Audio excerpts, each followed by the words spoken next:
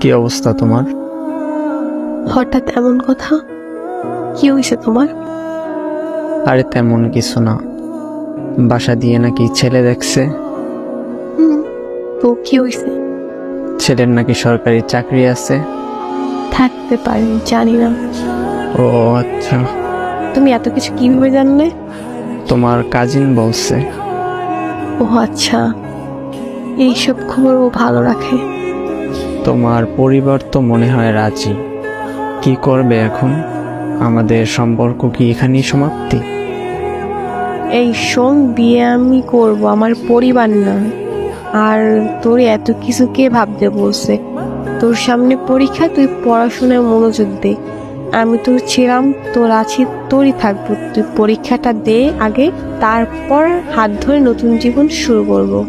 সত্যি তো? হ্যাঁ সত্যি। তোর হাত ধরছি কি অন্য কারো হয়ে যাবো এই জন্য নাকি? শেষ অব্দি তোর সাথে থাকবো, এটা মাথায় রাখ।